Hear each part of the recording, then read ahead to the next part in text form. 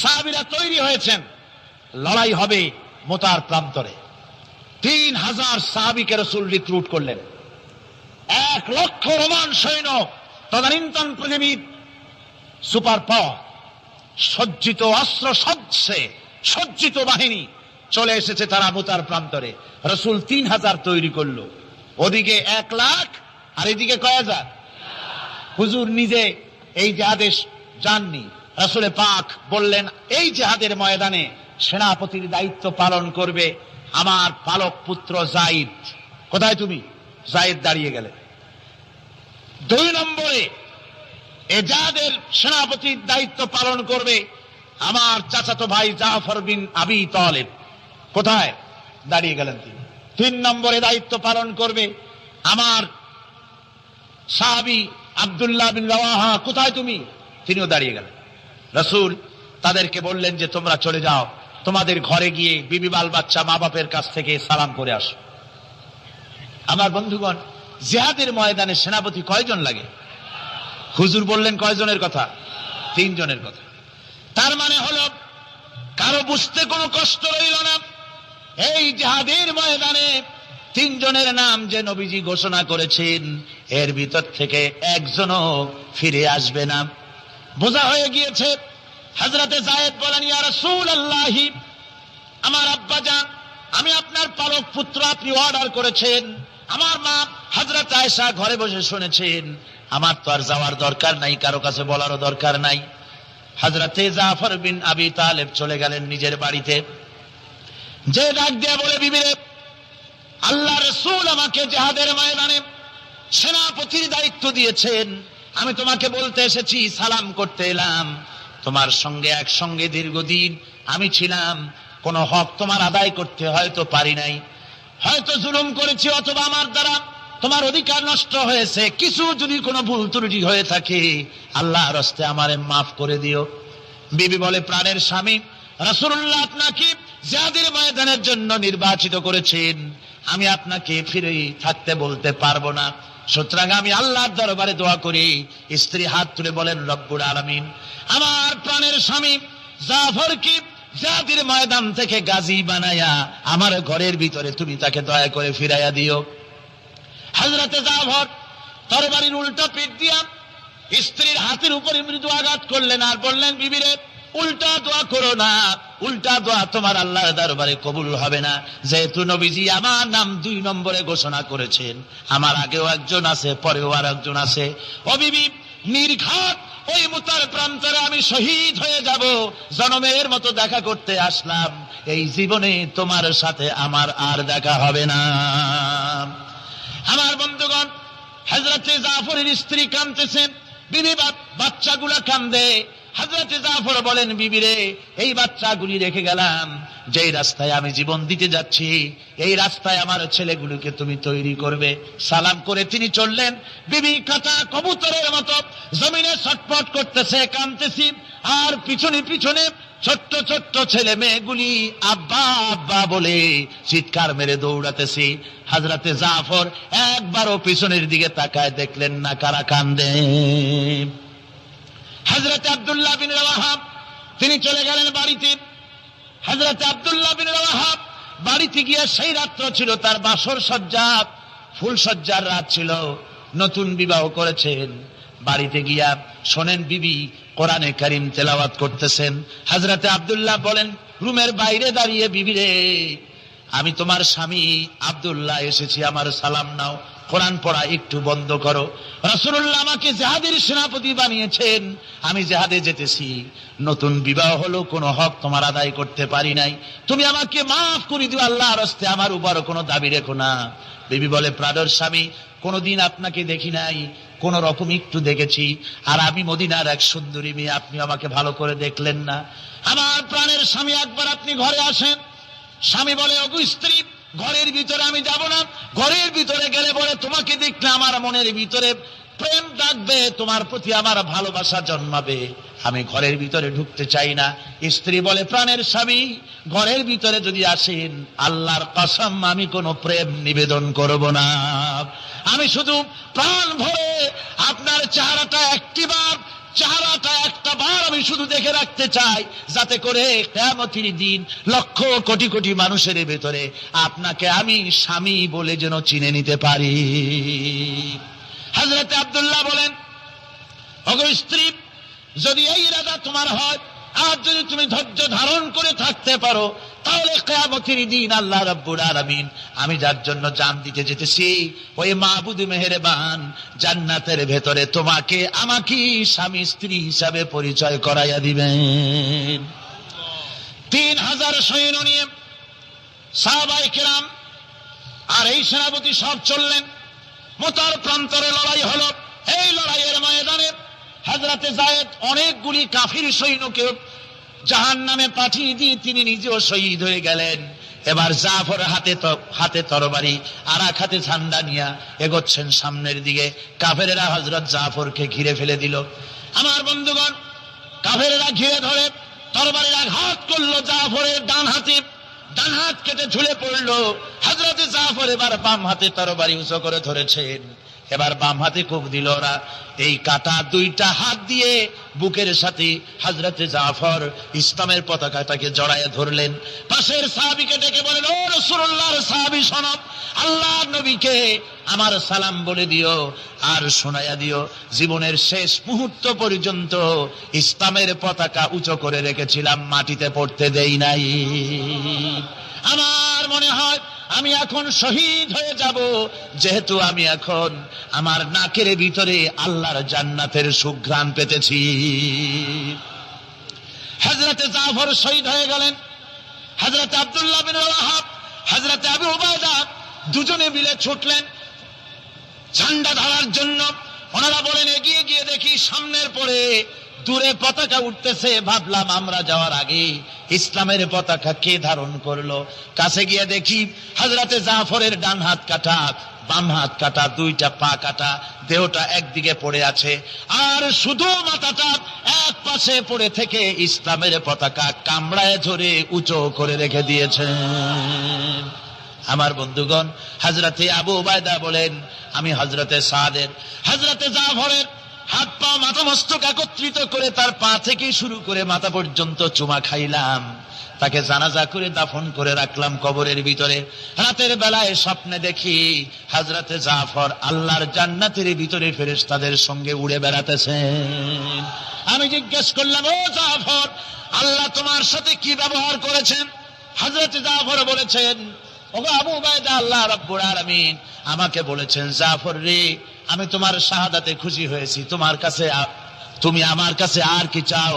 হযরতে জাফর বলেন, আয় আল্লাহ পাক, কিচ্ছু চাই না, শুধু একটা দাবি, দুনিয়ায় তুমি মেহেরবানি করে আমাকে পাঠায়া দাও আর একবার যদি যেতে পারি, তাহলে তোমার দুনিয়ার বুকে তোমার দিন কায়েমের জন্য কাফেরদের বিরুদ্ধে লড়াই করে আমার জীবনটা আর একবার দিয়ে আসি।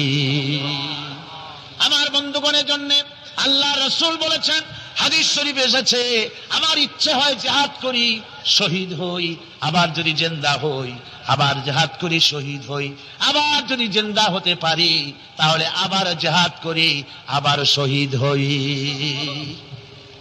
যেহেতু শাহাদাতের মওতের মতো এত বড় মর্যাদা সম্পন্ন মওত আর পৃথিবীতে হতে পারে না। আমার ভাইরা, ইসলামের জন্য জান দেওয়ার জন্য, মাল দেওয়ার জন্য সাহাবায়ে কেরাম এভাবে প্রস্তুত ছিলেন। নিজেদের জীবন তারা আল্লাহর সামনে নজরানা পেশ করেছেন, শহীদ হয়েছেন, আল্লাহ দ্বীন কায়েমের জন্য তারা প্রচেষ্টা করেছেন।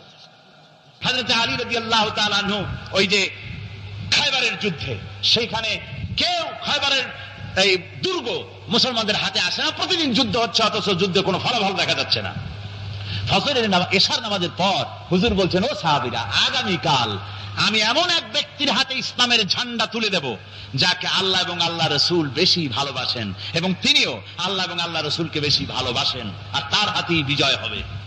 হযরত ওমর রাদিয়াল্লাহু তাআলা আনহু বলেন, আমার এরকম পেরেশানির রাত জীবনে আর কখনো গেছে কিনা জানি না, আমি সারা রাত পেরেশান ছিলাম যে ওই ব্যক্তিকে আমি হতে পারবো। ফজরের নামাজের পর আল্লাহর নবী বলছেন, সাহাবীরা, আমার আলী কোথায়, তাকে দেখছি না কেন? সবাই বলছেন, হুজুর, হযরত আলীর চোখ উঠেছে, তাই নামাজের জামাতে শরীক হতে পারেন না। হুজুর বললেন, তাকে নিয়ে আসো। দুজন সাহাবীর কাঁধের উপর ভর করে হযরত আলী এলেন। হুজুর সাল্লাল্লাহু আলাইহি ওয়াসাল্লাম তার মুখের থুতু মোবারক নিয়ে হযরত আলীর চোখে লাগিয়ে দিলেন, সাথে সাথে আগের থেকেও ভালো দৃষ্টিশক্তি সম্পন্ন হয়ে গেলেন। সুবহানাল্লাহ ওয়া বিহামদিহি। তো এখানে রাসূল পাক সাল্লাল্লাহু আলাইহি ওয়াসাল্লাম তিনি হযরত আলীর হাতে তরবারি উঠায় দিলেন। জুলফিকার বললেন, আলী তুমি যাও আজকের ময়দানে সেনাপতির দায়িত্ব পালন করো। হযরত আলী তরবারি হাতে নিলেন। ইসলাম আক্রমণকারী যে না সে কথা বলতে আমি এই কথা নিয়ে আসছি। হযরত আলী গেলেন, যায় মুরাহহাবের সামনে পড়েছেন। মুরাহহাব হলো হাদিসে এসেছে, মুরাহহাব হচ্ছে কাফেরদের নেতৃত্ব দিচ্ছে। মুরাহহাব বলছে, আলী তোমাকে আমি কিন্তু ভালোবাসি, তুমি আসলে কেন? তোমার প্রতি আমার একটা সফট কর্নার আছে আমার অন্তঃকরণে। তুমি তোমার ছেলে মেয়েকে কি এতিম বানাতে চাও? তোমার বউকে কি বিধবা করতে চাও? আমি তো সেই বীর যে আমার সামনে এসে কেউ কল্লা সাথে নিয়ে যেতে পারে নাই। সুতরাং তুমি যদি ওদেরকে এতিম আর বিধবা করতে না চাও, আমার সামনে থেকে সরে যাও। হযরত আলী বলেন, মুরাহহাব তুমি কাকে ভয় দেখাতেছ? তোমার তরবারি এই সমাজের কিছু কাফেরেরা ভয় করতে পারে, তুমি কি আমারে চেনো নাকি? তুমি কারে ভয় দেখাও? তাম পৃথিবীর সমস্ত কাফেরদের উপরে আল্লাহ রাব্বুল আলামিন আমাকে বাগ বানায় পাঠিয়েছেন। তরবারি দিয়ে প্রমাণ হবে। মুরাহহাব বলে, তুমি আঘাত করো। কয় না, আক্রমণ তো করব না আমি, আগে তুমি করো, আমি প্রতিহত করব। আক্রান্ত হলে পরে তারপরেই জবাব দেব। এরপরে মুরাহহাব আঘাত হানতে লাগলো। হযরত আলী সমস্ত রণকৌশল দিয়ে আঘাতগুলি তিনি ফিরিয়ে দিতে লাগলেন। এরপরে হযরত আলী বলছেন, মুরাহহাব এবার তৈরি হও আমার আঘাত সহ্য করার জন্য। হযরত আলী জুলফিকার তুলে আঘাত করলেন। এক আঘাতেই দেখা গেল মুরাহহাবের মাথা থেকে শুরু করে শরীর টুকরা হয়ে গিয়া হযরত আলীর তরবারির মুঠা পর্যন্ত মাটির ভিতরে গেড়ে গিয়েছে। খায়বারের দুর্গ দখল হয়ে গেল। পরের দিন আল্লাহর নবী বলেন, আলী শুনতে পেলাম তোমার ঢাল ভেঙে গিয়েছিল, তারপরে তুমি যুদ্ধ করলে কি দিয়ে? হযরত আলী বলেন, হুজুর কামুজ দুর্গের ওই কবাটটা, লোহার কবাটটা বাম হাতে নিয়া আর ডান হাতে তরবারি নিয়ে লড়াই করেছি। হুজুর বলেন, কি করে মানুষ কেমনে এত বড় দুর্গের লোহার কপাট হাতে নিয়ে যুদ্ধ করে? একটু দেখাও তো দেখি। হযরত আলী গতকালকের মতো বাম হাত দিয়া ধরেছেন, নাড়াতে পারেন না। এবার ডান হাত দিয়া ধরেছেন, নাড়াতে পারেন না। ডান আর বাম দুই হাত দিয়া সমস্ত শক্তি দিয়ে এমন জোরে টান মেরেছেন, প্রতিটি লোমকূপের গোড়া থেকে ঘাম বেরিয়ে এসেছে, এক চুলো নড়াতে পারেন নাই। হযরত আলীর মুখখানা মলিন হয়ে গেছে লজ্জায়। হযরত আলী রাদিয়াল্লাহু তাআলা আনহু লজ্জা পেয়ে গেছেন। রাসূল পাক সাল্লাল্লাহু আলাইহি ওয়াসাল্লাম বলেন, আলী লজ্জা পাওয়ার কোনো কারণ নাই, চিন্তা করার কোনো কারণ নাই। তোমার নিজস্ব শক্তি দিয়ে তুমি লড়াই করতে পারো নাই। এত বড় লোহার দরজা নিয়ে, কবাট নিয়ে মানুষ এভাবে লড়াই করতে পারে না। আল্লাহ তার দ্বীনকে বিজয়ী করার জন্য তোমার ভিতরে আল্লাহ রাব্বুল আলামিন ক্ষমতা দিয়েছিলেন। জোরে বলেন সুবহানাল্লাহ। আল্লাহ রাব্বুল আলামিন এই জিহাদের ময়দানে যখন মানুষ আসে, আল্লাহ তাদের উপরে মদদ দান করেন। আমার বন্ধুগণ, আল্লাহর দ্বীনকে জমিনের উপরে প্রতিষ্ঠিত করার জন্য যদি আমরা আজও যদি ঐক্যবদ্ধ হই দ্বীন কায়েমের জন্য, তাহলে আল্লাহ রাব্বুল আলামিন আমাদেরকে মদদ করবেন। আল্লাহ পাক কোরআনে কারীমের মধ্যে বলেছেন, ওয়া কানা হাক্কান আলাইনা নাসরুল মুমিনিন। মুমিনদেরকে সাহায্য করা আমি আল্লাহর জন্য ওয়াজিব হয়ে যায়। জোরে বলেন সুবহানাল্লাহ। মুমিনদের জন্য সাহায্য করা আল্লাহর জন্য কি হয়ে যায়? ওয়াজিব হয়ে যায়। ভাইরা একটু বৃষ্টি সহ্য করেন না, খুব বেশি বৃষ্টি। আচ্ছা, এটা রহমত। এটা কি রহমত? আমার ভাইরা, জিহাদের ভিতরে সাহাবায়ে কিরাম আল্লাহর জান্নাতে যাওয়ার জন্য তারা জিহাদ করেছেন। তারা দেশ দখলের জন্য জিহাদ করেন নাই, দ্বীন প্রতিষ্ঠার জন্য লড়াই করা ফরজ। দ্বীন প্রতিষ্ঠার জন্য লড়াই করা কি? জোরে কোন কি?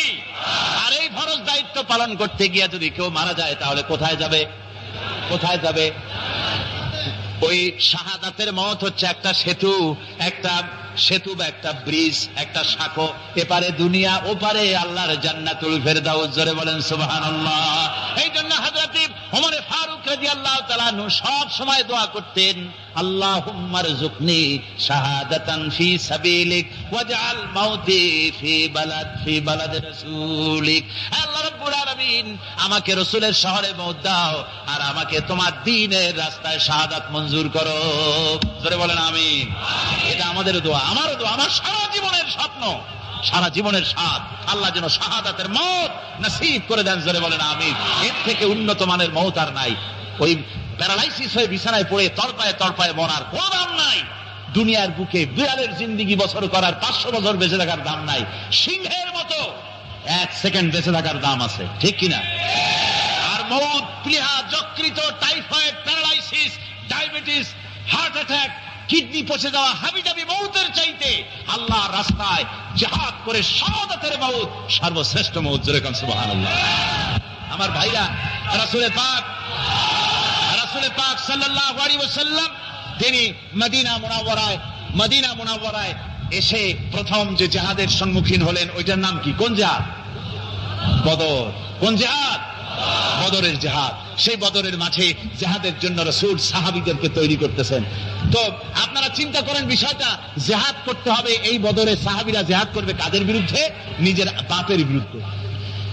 রাসূল পাক খুব চিন্তিত হলেন যে সাহাবীদেরকে কিভাবে উদ্বুদ্ধ করা যায়। হুজুর জিহাদের কথাই বলতেছেন যে এখন বদরে আমাদের টিকে থাকার প্রশ্ন, এইটা মুসলমানদের টিকে থাকার প্রশ্ন, বদরের যুদ্ধ, বদরের এই জিহাদটা। হুজুর যখন এগুলি বলতেছেন, হযরত মিকদাদ রাদিয়াল্লাহু তাআলা আনহু রাসূলের একজন জলিলুল কদর সাহাবী, তিনি দাঁড়িয়ে বলছেন, হে আল্লাহর রাসূল, কেন আপনি চিন্তা করছেন? ইমজি বিনা ইয়া রাসূলুল্লাহ হাইসুমা তাশা। হে আল্লাহর রাসূল, আপনি আমাদেরকে নিয়ে চলুন যেদিকে আপনার খুশি। হাইসুমা আমারাকাল্লাহ, যেদিকে আল্লাহ আপনাকে নির্দেশ করেন সেদিকে আমাদের নিয়ে আপনি সেদিকেই চলুন। ইন্না লা নাকুলু লাকা কামা ক্বালা বানু ইসরাঈল লিমূসা আলাইহিস সালাম ইযহাব আনতা ওয়া রাব্বুকা ফাকাতিলা ইন্না হাহুনা কায়িদুন। বুখারী শরীফের হাদিস। হযরত মিকদাদ রাদিয়াল্লাহু তাআলা আনহু বলছেন, হে আল্লাহর রাসূল, আপনি আমাদের নিয়ে চলুন, আল্লাহ যেদিকে আপনাকে আমাদের নিয়ে যেতে বলেন সেই দিকে নিয়ে যান। আমরা মুসা আলাইহিস সালামের উম্মতের মতো বলবো না যে হে মুসা আপনি আর আপনার আল্লাহ দুজন গিয়া যুদ্ধ করেন, আমরা এখানে বসে থাকি, এমন কথা আমরা বলবো না। বাল ইযহাব আনতা ওয়া রাব্বুকা ফাকাতিলা ইন্না মাকুমা মুকাতিলুন। ও নবী, বরং আমরা বলবো আপনি চলুন আমাদের নিয়ে, আপনি এবং আপনার আল্লাহ চলুন জিহাদের ময়দানে, আমরা আপনার সঙ্গে জিহাদ করব, লড়াই করব সেই পর্যন্ত। মাদামাত মিন্না মাদামাত আইনুম মিন্না তাতাররাফ, যতক্ষণ পর্যন্ত আমাদের একটা চক্ষুর পলক পড়ে, যতক্ষণ পর্যন্ত একটা চোখের পাতা নড়ে, ততক্ষণ পর্যন্ত আমরা কাফেরদের বিরুদ্ধে লড়ব। সুবহানাল্লাহ ওয়া বিহামদিহি। যতক্ষণ চোখের পাতা নড়ে ততক্ষণ পর্যন্ত লড়ব, নিয়ে চলুন আমাদেরকে। হুজুর খুব খুশি হলেন।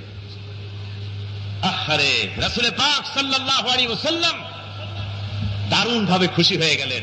হুজুর বললেন, ও সাহাবীরা, তোমাদের মানসিক অবস্থা যখন এই, কুমু বিনা ইলা জান্নাতিন, চলো আমার সাথে বেহেশতের দিকে। সুবহানাল্লাহ, সবাই বলেন সুবহানাল্লাহ।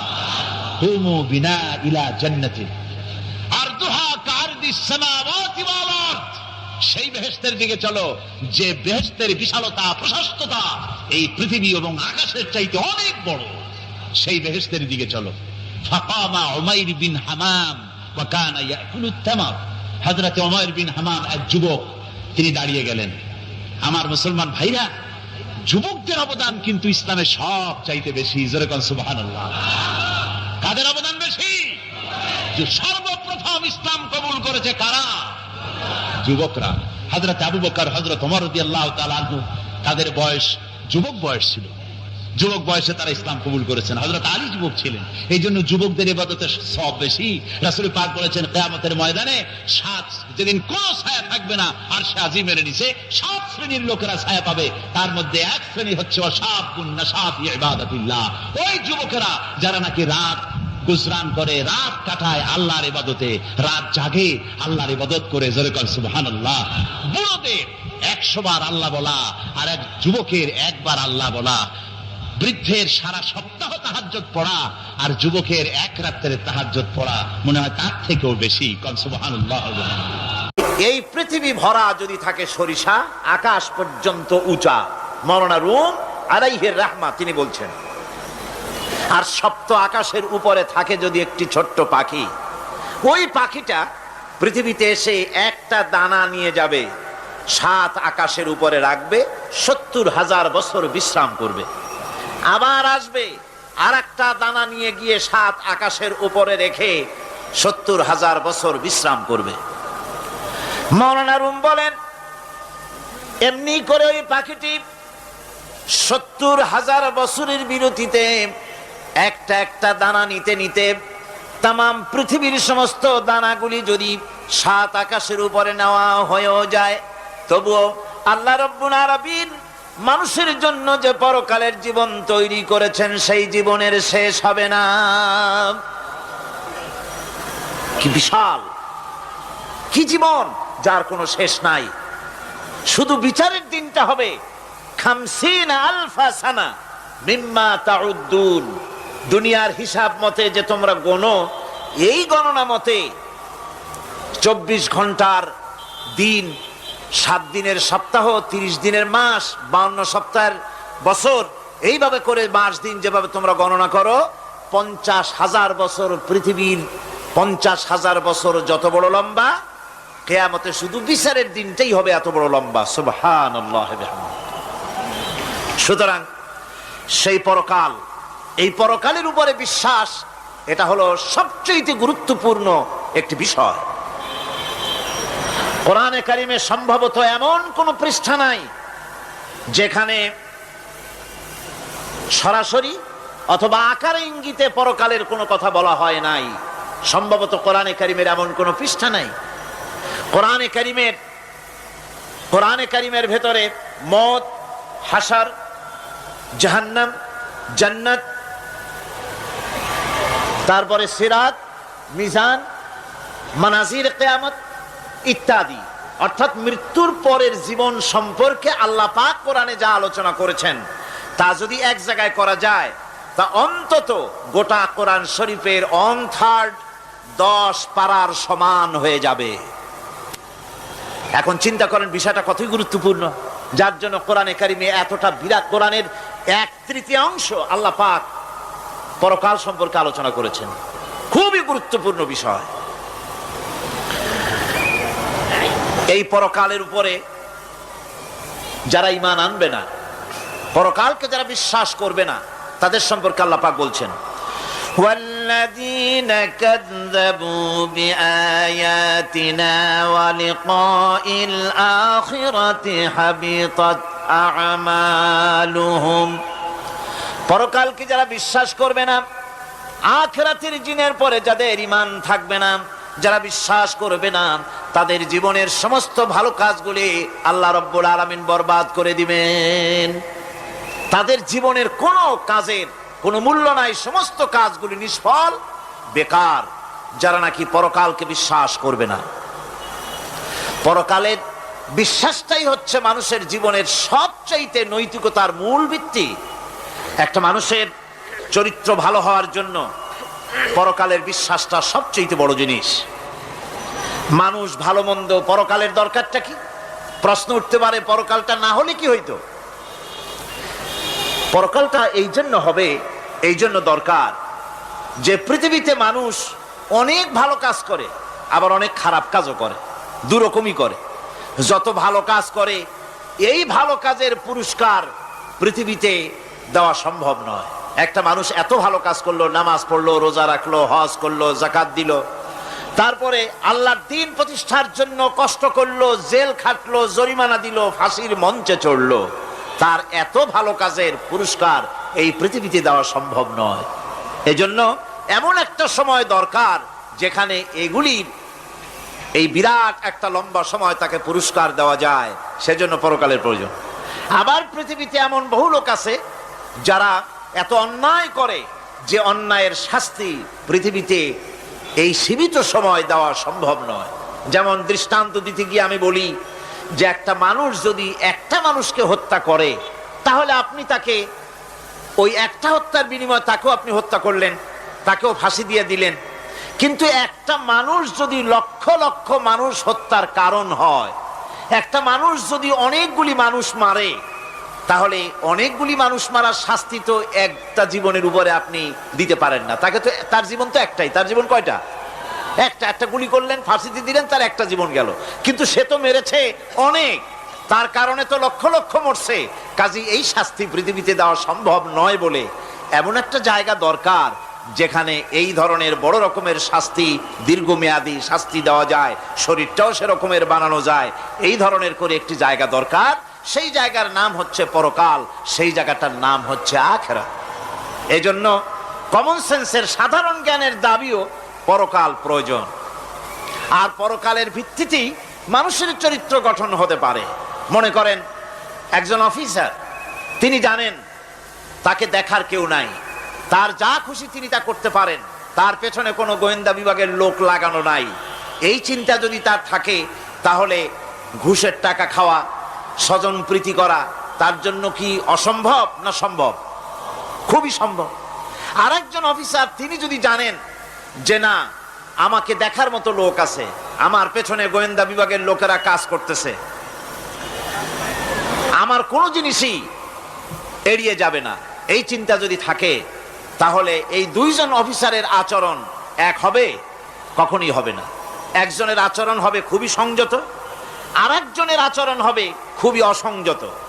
সুতরাং পরকালে যে বিশ্বাসী ব্যক্তি, সে ব্যক্তি চুরি, ডাকাতি, জেনা, ব্যভিচার, হত্যা, ধর্ষণ ইত্যাদি থেকে তিনি হবেন মুক্ত। আর যে ব্যক্তি পরকালকে বিশ্বাস করবে না, তার দ্বারা হবে না এমন কোনো কাজ নাই, সবকিছুই তার দ্বারা সম্ভব। এরপরে আল্লাহ পাক বলছেন যে পরকাল বিশ্বাস মানুষকে দায়িত্ববান বানায় দেয়। পরকালের বিশ্বাস মানুষকে কি বানায়? দায়িত্ববান বানায়, যেহেতু তোমারে তো খালি খালি সৃষ্টি করা হয় নাই। আল্লাহ রাব্বুল আলামিন কোরআনে কারীমের মধ্যে বলছেন, আফাহাসিবতুম আন্নামা খালাকনাকুম আবাসা ওয়া আন্নাকুম ইলাইনা লা তুরজাউন। লোকেরা কি ভেবেছে, তোমরা কি এটাই মনে করেছো যে আমি তোমাদেরকে এমনি এমনি সৃষ্টি করেছি আর তোমাদেরকে আমার কাছে ফিরে আসতে হবে না? এটাই কি ভেবেছো তোমরা? তোমাদেরকে সৃষ্টি করা হয়েছে এবং তোমাদেরকে আমার দরবারে সকলকেই ফিরে আসতে হবে। পৃথিবীতে এমন কেউ নাই যে পৃথিবীতে টিকে থাকতে পারবে, সমস্ত মানুষকেই আল্লাহর দরবারে ফিরে যেতে হবে। আল্লাহ পাক কোরআনে কারীমের অন্যত্র বলেছেন, আয়াহসাবুল ইনসানু আইয়ুতরাকা সুদা। মানুষ কি ভেবেছে যে আমি তাকে নিরর্থক সৃষ্টি করেছি, তার কোনো হিসাব হবে না, তার কোনো দেখার মতো কেউ নাই, তাকে এমনি এমনি আমি সৃষ্টি করেছি? তা না, প্রত্যেকটি মানুষকেই বিচক্ষণতার দাবি হিসেবে সৃষ্টি করা হয়েছে এবং তার সব কিছুকেই দেখা হচ্ছে। আল্লাহ পাক সব দেখতে পাচ্ছেন, তার নজরের সামনে আছে। আল্লাহ পাক দেখেন এবং শোনেন। আমরাও দেখি, আমরাও শুনি, কিন্তু আল্লাহ পাকের দেখা আর আমাদের দেখা, আল্লাহর শোনা আর আমাদের শোনা একরকম নয়। আমরা এই মাহফিলের বাইরে কি হচ্ছে আমরা দেখতে পাই না, ঠিক কিনা গণ? রাতের বেলায় আমরা আমাদের নিজেদেরকেও দেখি না, এমনকি আমরা আমাদের পেছনে কি হয়, পিছনে কি আছে তাও দেখি না। আপনারা যে আমার সামনে বসে আছেন, আপনাদের পেছনে লোকটা কি করতেছে তা আপনি দেখতে পাচ্ছেন। মেঘ হলে মেঘের উপরে কি হয় দেখতে পাই না, কুয়াশার মধ্যে দেখতে পাই না, গাছের আড়ালে কি দেখতে পাই না, পাহাড়ের আড়ালে কি দেখতে পাই না। তারপরে শোনার ব্যাপারে একটা নির্ধারিত এলাকার আওয়াজ আমাদের কানে আসে, এর বাইরের কিছু আমরা শুনতেও পাই না। আল্লাহ রাব্বুল আলামিনের কি এরকম অবস্থা নাকি? কি বলেন, এরকম অবস্থা? আল্লাহ সব দেখতে পান, সব শুনতে পান, এমন তার চোখের সামনে কোন অবস্ট্রাকশন নাই, তার চোখের সামনে কোনো জিনিস অন্তরায় হয়ে দাঁড়াতে পারে না, কেউ কোনো জিনিস তার চোখের সামনে বাধার সৃষ্টি হতে পারে না। তাকে কেউ দেখতে পারে না, কিন্তু তিনি সবাইকে দেখতে পান।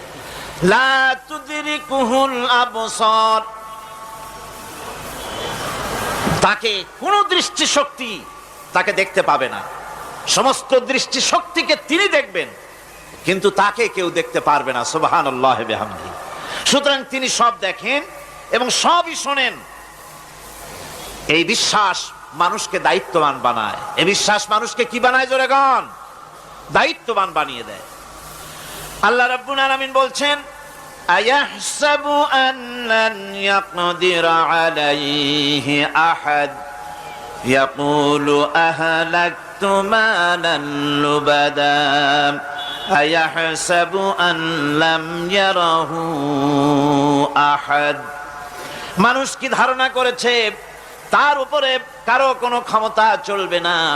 সে বলে আমি অনেক ব্যয় করেছি, আর সে ভেবেছে তাকে দেখার মতো কেউ নাই। আল্লাহ পাক বলেন দেখার জন্য অবশ্যই একজন আছেন, তিনি হচ্ছেন আল্লাহ রাব্বুল আলামিন। কে দেখতে পান? জোরে সরে বলেন, কে দেখতে পান? আল্লাহ পাক সব দেখেন, সব শোনেন। এমনকি সমুদ্রের অতল তলদেশে কোন পাথরের সাথে লাগানো, বালু কণার সঙ্গে লাগানো ছোট্ট একটি পোকা, যা মাইক্রোস্কোপ যন্ত্র ছাড়া দেখা যায় না, এমন ছোট্ট পোকাটিও যদি চিৎকার মারে ক্ষুধার যন্ত্রণায় বা পেটের যন্ত্রণায় বা কষ্টে পড়ে কোনো চিৎকার যদি মারে, সমুদ্রের কেউ শোনার কথা নয়, জমিনের উপরে কেউ শোনার কথা নয়, অন্তরিক্ষের কারো শোনার কথা নয়। আল্লাহ রাব্বুল আলামিন বলেন সেই ক্ষীণ আওয়াজটুকুনো তোমার আল্লাহ পাক শুনতে পান। সব তিনি শুনতে পান এবং দেখতে পান, তার চোখের সামনে সব রয়েছে। সুতরাং আসল কথা হচ্ছে মানুষেরা পরকালের চাইতে দুনিয়ার গুরুত্ব দেয় বেশি। বাল তুসিরুনাল হায়াতাদ দুনিয়া ওয়াল আখিরাতু খায়রুন ওয়া আবকা। তোমরা পার্থিব জীবনকে অগ্রাধিকার দিয়েছো, আর পরকাল হচ্ছে উত্তম এবং স্থায়ী। পরকাল হচ্ছে উত্তম। পৃথিবী একটা নিকৃষ্ট জায়গা, একটা ছোট্ট জায়গা পৃথিবী। এটার আরবি হচ্ছে কি বলুন তো? পৃথিবীর আরবি কি? দুনিয়া। এটাকে দুনিয়া, দুনিয়া শব্দটা এসেছে আদনা শব্দ থেকে, তুচ্ছ, নিকৃষ্ট, এটার কোনো দাম নাই। আর এই জন্য হাদিস শরীফে এসেছে যে এই পৃথিবীর মূল্য যদি আল্লাহর কাছে মশার ডানা তুল্য যদি হতো, তাহলে কাফেরকে এক ঢোক পানি আল্লাহ পাক গিলতে দিতেন না। আল্লাহর দৃষ্টান্তটা, হাদিস শরীফের দৃষ্টান্তটা লক্ষ্য করেছেন? এই পৃথিবীর মূল্য যদি একটা মশার ডানার তুল্য যদি হতো, আপনাকে কেউ যদি 1 লক্ষ মশার ডানা যদি কেউ আপনাকে জোগাড় করে দেয়, আপনি কয় টাকা দিয়ে কিনবেন? কোন কথা বলতেছেন না? খুব আগ্রহ আছে কেনার নাকি? 4 আনা দিয়েও, 4 পয়সা দিয়েও আপনারা কেউ কিনবেন না, যেহেতু মশার ডানা 10 কোটি ডানা আনি জোগাড় করে দেন না, ওদি করবোটা কি? কাজী দৃষ্টান্তটা লক্ষ্য করুন যে এই পৃথিবীর মূল্য যদি আল্লাহ পাকের কাছে একটা মশার ডানার তুল্য যদি হতো, তাহলে আল্লাহ রাব্বুল আলামিন কাফেরকে এক ঢোক পানি গিলতে দিতেন না। তার মানে এটার কোনো দাম নাই। তো যেটার দাম নাই সেটার দাম আমরা খুব বেশি দিয়েছি। আর পরকাল হচ্ছে স্থায়ী, চিরস্থায়ী জায়গা। সেই চিরস্থায়ী জায়গার আমরা মূল্য দেই নাই। যেমন আমরা দেহের মূল্যটা বেশি দেই, আত্মার মূল্যটা কম দেই। দেহটারে সাজাই বেশি। এই দেহটার জন্য দেখছেন অবস্থা, শীতকালে কত ক্রিম মাখে, পায়ে ভ্যাসলিন মাখে, মুখে ক্রিম মাখে, হাতে জেলি মাখে, তারপরে ঠোঁটে আরো কিছু মাখে, এরপরে এতগুলি মাইখা তারপরে জামা কাপড় সেন্ট আতর কত কিছু সমানে মাখতে থাকে শরীরের জন্য, এত যত্ন। তারপরে ভুরি ভোজন পাইকারি দরে খায়, জনমের মতো খায়। খাওয়ার চোটে পেট যায় একদিক, পাছা যায় আর একদিক, মাথা যায় আর একদিক, আস্তে আস্তে দুমবার সাইজ হয়ে যায় মানুষের বডিটা। যে শরীরটার কোনো দাম নাই, কোনো মূল্য নাই। আপনারা আচ্ছা, আপনারা সত্য করে বলেন দামটা কার? শরীরের দেহের দাম বেশি না আত্মার দাম বেশি? কোন তো কোনটার দাম? কার দাম? আত্মাটার দাম বেশি। এটা মুখ দিয়ে বললেন, কিন্তু আসলে মনের কথা হইলে আত্মারে আপনারা কিছু খাইতে দিতেন। আত্মাকে তো কিছু খেতে দেওয়া হয় না, দেহটারই। আত্মাটার দাম যদি বেশি না হবে, মানুষ মরে গেলে পরে যায়টা কি? চোখ আছে, কান আছে, মুখ আছে, হাত আছে, পা আছে, সবই তো রয়ে গেল। গেলটা কি? কি যাওয়ার কারণে? প্রাণের সন্তান, কলিজার টুকরা সন্তান বলে মা, বাবার কাছে আমার যেতে ভয় করে। ছোট্ট বাচ্চা বাবার কাছে যেতে চায় না, প্রাণীদিকা স্ত্রীও যেতে চায় না। মা বাবা আত্মীয় স্বজন সবাই বলে তাড়াতাড়ি বিদায় করো, তাড়াতাড়ি বিদায় করো। কি যাওয়ার জন্য? কি ছিল মূল্যবান জিনিস, আর ওইটা যাওয়ার জন্যই পরিণতি হলো, সেটার নাম হলো রুহু। যে আত্মাটার বেশি মূল্য, সেইটার মূল্য মানুষেরা দেয় না। এই আত্মাটা কি জিনিস? আল্লাহ পাক নবীর কাছে প্রশ্ন করা হয়েছে রুহ সম্পর্কে, আল্লাহ তার জবাব দিয়েছেন, ওয়াইয়াস ইয়াসআলুনাকা আনির রূহ কুলির রূহু মিন আমরি রাব্বি। নবী হে, আপনাকে প্রশ্ন করা হয় রূহ কি জিনিস, আপনি বলুন এটি হচ্ছে আল্লাহর হুকুম। আল্লাহর একটা হুকুম মানুষের ভিতরে কাজ করে, এটা এতই গুরুত্বপূর্ণ, ওটা থাকলে আমরা বাঁচি, ওটা না থাকলে আমরা মরে যাই। এখন যেটার গুরুত্ব বেশি সেটাকে খাইতে দেই না, সেটার জন্য কোনো যত্ন নাই, খোঁজ নাই, খবর নাই। সকালবেলায় ব্রেকফাস্ট, নাস্তা, লাঞ্চ, ডিনার, বিকালের চা, ফলারি, কোনো জিনিসের অভাব নাই, সমানে খায় আর সমানে শরীরটারে বাঁচায়। আর যেটার কারণে বডিটা বাঁচে তার কোনো খোঁজ খবর নাই, ওটারও কিছু খাবার দিতে হবে। ওটারে কি খাওয়াবেন? ওটাই কি ফুলকপি খাবে? শীতের দিনে লাল শাক খাবে? লট্টা মাছ খাবে নাকি? খাবে না। রূপচান্দাও খাবে না। শীতকালের ভাপা পিঠাও না, ধুপি পিঠা কি কন আপনারা, এগুলোও খাবে না। সুতরাং এই যে শরীর, আপনার আত্মাটা, ওরে খাইতে দিবেন কি? ও কচু খায় না, মূলাও খায় না, দুধও খায় না, পনিরও খায় না, ঘিও খায় না, মাছ গোশতও খায় না। যেহেতু এই আত্মাটা এসেছে রুহের জগৎ থেকে, তাই ওর খাদ্য এই পৃথিবীতে বানানো হয় নাই। দেহ তৈরি হয়েছে মাটি থেকে, মাটির উপাদান দিয়ে, সেজন্য তার খাদ্য বানানো হয়েছে মাটির উপাদান দিয়ে। আর আত্মা যেহেতু এসেছে আল্লাহর কাছের থেকে, রুহের জগৎ থেকে, সেজন্য আল্লাহ রাব্বুল আলামিন আত্মার খাদ্য পাঠিয়েছেন লৌহ মাহফুজ থেকে। খাদ্যের নাম হচ্ছে তেলাওয়াতে কোরআন। তেলাওয়াতে কোরআন, কোরআনে কারীম তেলাওয়াতে আত্মার সমৃদ্ধি হতো। কোরআনে কারীমের তেলাওয়াত, অনুধাবন, এর দ্বারা আত্মার সমৃদ্ধি হতো। যেহেতু কোরআন হচ্ছে রুহের খোরাক, সেই খোরাক দেওয়া হচ্ছে না তাকে।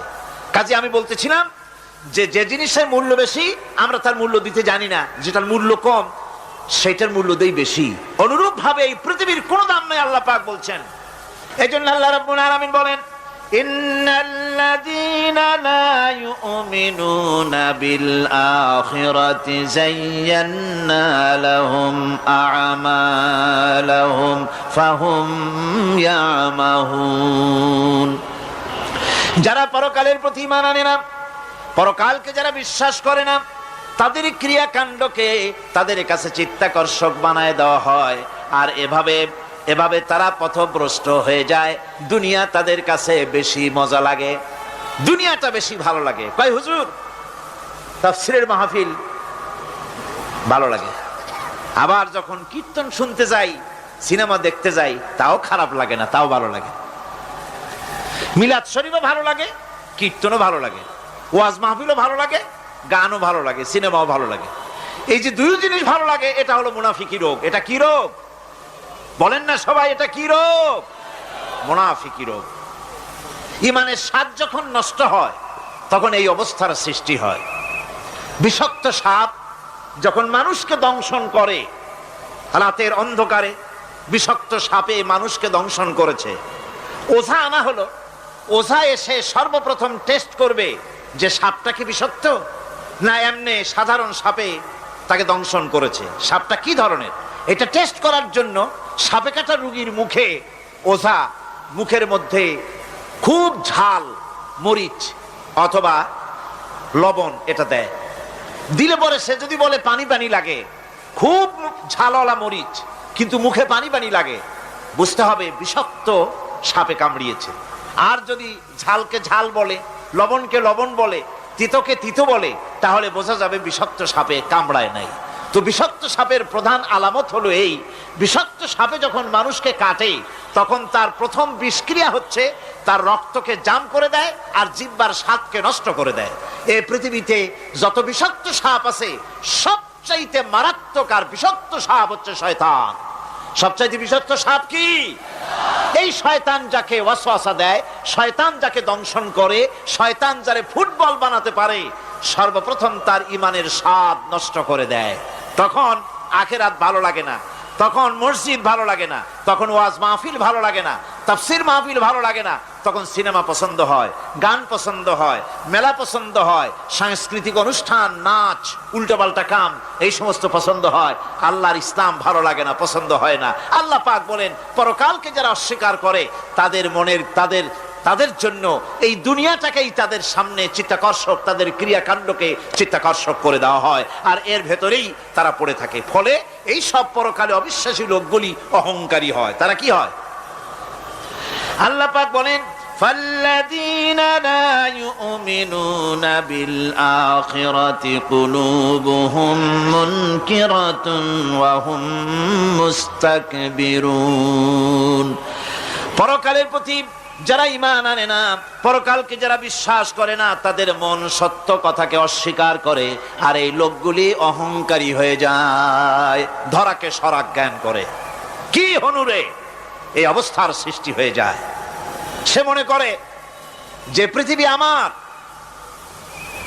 উলট পালট করে দে মা, লুটে পুটি খাই, পরকালে বিশ্বাস নাই, যা খুশি সে তখন তা করতে থাকে এবং অহংকারী হয়ে যায়। পরকালীন জীবনের অস্বীকৃতি আজকে নতুন কিছু নয়। আজও এক শ্রেণীর লোক আছে যারা বলে পরকাল বলে কিছুই নাই, আল্লাহ সম্পর্কে বলে দেয়ার ইজ নো গড, স্রষ্টা বলতে কিছু নাই, পরকালকেও বিশ্বাস করে না এমন লোক আমাদের দেশে আছে কিনা? কোন জোরে কোন আছে কিনা? যথেষ্ট তৈরি হয়েছে এবং বর্তমান সময় বেশি তৈরি হয়েছে। অতীতের কোন সময় ইসলাম আর মুসলিম সেন্টিমেন্ট এত আহত হয় নাই যত এই কয়েক বছরের মধ্যে হয়েছে, ঠিক কিনা? পরকালকে অস্বীকার করেছে, কোরআন শরীফকে আগাগোড়া সংশোধনের কথা বলেছে, আল্লাহকে মিথ্যাবাদী বলেছে। নাউজুবিল্লাহ পড়েন না কেন? নাউজুবিল্লাহি মিন যালিক। আল্লাহকে মিথ্যাবাদী বলা হয়েছে, কোরআনের সংশোধনের দাবি উঠেছে, মাদ্রাসার ভেতরে ডাকাত দুষ্ট পয়দা হয় বলা হচ্ছে। এভাবে করে তারা আল্লাহকে অস্বীকার করেছে, কোরআনকে অস্বীকার করেছে, পরকালকে অস্বীকার করছে। পরকালকে সেই অতীতের যুগের কাফেররাই অস্বীকার করে নাই, বর্তমান যুগেরও এক শ্রেণীর লোকেরা, তারা আবার মুসলমান নামধারী, নাম মুসলমানি নাম লাগানো আছে, পরকালকে তারা অস্বীকার করছে। এদের ভিত্তি হচ্ছে এই, তারা বলে ইন হিয়া ইল্লা হায়াতুনা দুনিয়া ওয়া মা নাহনু বিমাবউসিন। তারা বলে এই দুনিয়ার জীবনটাই একমাত্র জীবন, এই দুনিয়ার জীবনই হলো একমাত্র জীবন, আমরা আর উঠবো না পরকালে, পরকাল বলে কিছুই নাই, পরকাল বলে কোনো জিনিস নাই, আমাদেরকে কিয়ামতে আল্লাহর দরবারে ওঠা লাগবে না। সুতরাং তারা ওমর খৈয়ামের মুরিদ হয়ে যায়। তারা বলতে থাকে, এই বেলা ভাই মদ খেয়ে নাও, কাল নিশীতের ভরসা কই, চাঁদনি জাগিবে যুগ যুগ ধরি, আমরা তোমার রবনাশ হই। যত পারো মদ খাও, নগদ যা পাও হাত পেতে নাও, বাকির খাতায় শূন্য থাক। দূরের বাদ্য কি লাভ শুনে, মাঝখানে যে বেজায় ফাঁক। কোথায় কিয়ামত আর কোথায় পরকাল, কোথায় বিচার, কোথায় হাসর, কোথায় সিরাত, কোথায় মিজান, আর মাঝখানের টাটকা সুখগুলো ছাড়িয়ে দেবে একটা কথা, মাঝখানের এই টাটকা সুখগুলি গ্রহণ করো, মজা করো। এই সব শিক্ষা দেওয়া হয় ওই সেকুলার শিক্ষা ব্যবস্থার মাধ্যমে কলেজে এবং বিশ্ববিদ্যালয়গুলিতে, যার কারণে পরকালের বিশ্বাস নাই বলে এমন কোনো কাজ নাই যা তারা করতে পারে না। এই মাত্র কয়েক মাস দেড়েক আগে রাজশাহী ইউনিভার্সিটিতে যে কাণ্ডটা ঘটে গেল, মনে আছেন আপনাদের?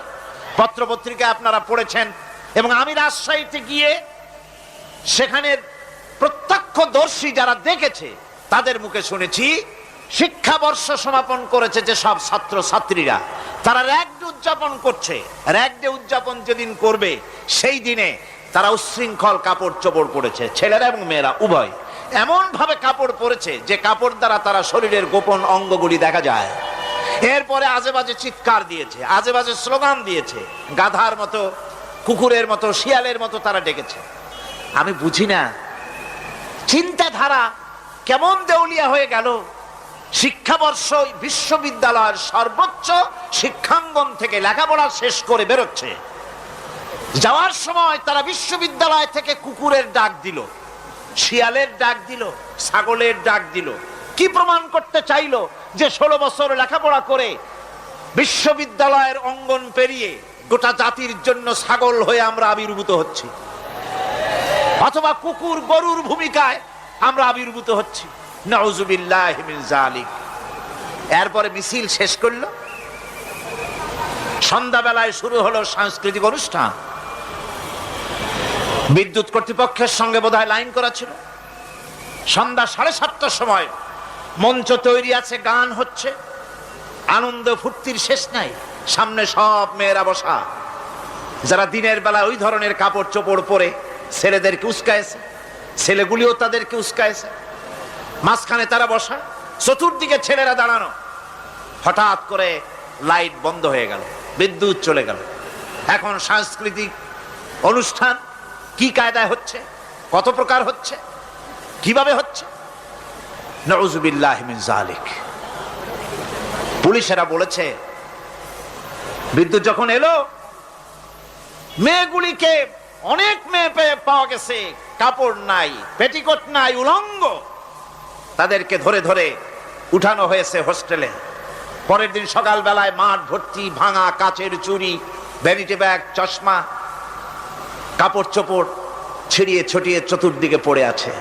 এই হলো শিক্ষা। নাউযুবিল্লাহি মিন যালিক।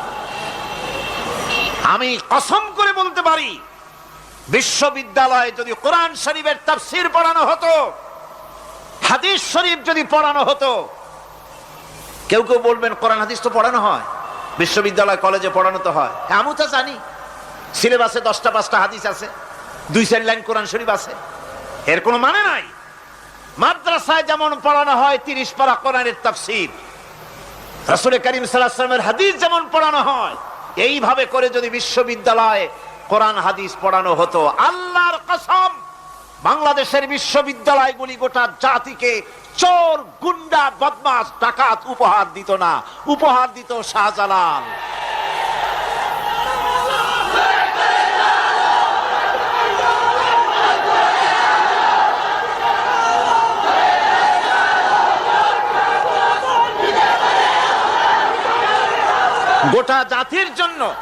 গোটা জাতির জন্য বিশ্ববিদ্যালয় সমূহ উপহার দিতে পারত। উপহার দিত শাহ মখদুম, শাহজালাল, খান জাহান আলী, উপহার দিতে পারত খাজা মঈনুদ্দিন চিশতি, উপহার দিতে পারত খালিদ বিন ওলীদ, উপহার দিত সালাউদ্দিন আইয়ুবী। আল্লাহ পাক তাদের সকলের প্রতি রহম করুন, জোরে কোন আমিন। এরকম উপহার গোটা জাতিকে তারা দিতে পারত। কথা ঠিক কিনা গণ? সুতরাং পরকালকে অস্বীকার করাই হচ্ছে এর মূলভূত কারণ। সেকুলার শিক্ষা ব্যবস্থা হচ্ছে এর মূলভূত কারণ। এই জন্য কোরআনে কারীম আল্লাহ পাক বলছেন, লাইসাল বিররা আন তুওয়াল্লু বুজুহাকুম কিবালাল মাশরিকি ওয়াল মাগরিব। পূর্ব পশ্চিমে কয়বার মাথা ঘুরালা, এইটাই তোমার পুণ্যবান সৎ কাজ হওয়ার এটা নমুনা নয়। প্রকৃতপক্ষের সৎ কাজ হচ্ছে আল্লাহ বিশ্বাস করা এবং পরকালে বিশ্বাস ভিত্তিক জীবন গড়া। ওই কাফেরেরা বলতো, وقالوا ما هي إلا حياتنا الدنيا نموت ونحيا وما يهلكنا إلا الدهر। আল্লাহ রাব্বুল আলামিন বলেন, এই কাফেররা বলতো দুনিয়ার জীবনটাই তো আসল জীবন, আমরা মরবো না, আমরা এখানেই থাকবো, এই জীবনটাই হলো আসল জীবন, এখানেই বাঁচবো, এখানেই মরবো, আমরা পরকাল বলে কোনো জিনিস নাই, আমাদের কোনো ওঠা লাগবে না, যা কিছু হয় যুগের আবর্তন ছাড়া কিছুই হয় না। শুধু তাই নয়, এই প্রশ্ন কাফেরদের মনের ভিতরে মারাত্মক আকার ধারণ করলো। তারা বলল, আইযা মিতনা ওয়া কুন্না তুরাবান যালিকা রাজউম বাঈদ। আমরা মাটির সাথে মিশে যাব, আমরা মরে যাব, মাটির সঙ্গে মিশে যাব, তারপরে আমাদেরকে জীবিত করা হবে। এটা তো জ্ঞান বহির্ভূত কথা, এটা তো মাথায় ঢোকে না, কথাটা কেমন? তারা এভাবে অনেক প্রশ্ন করত।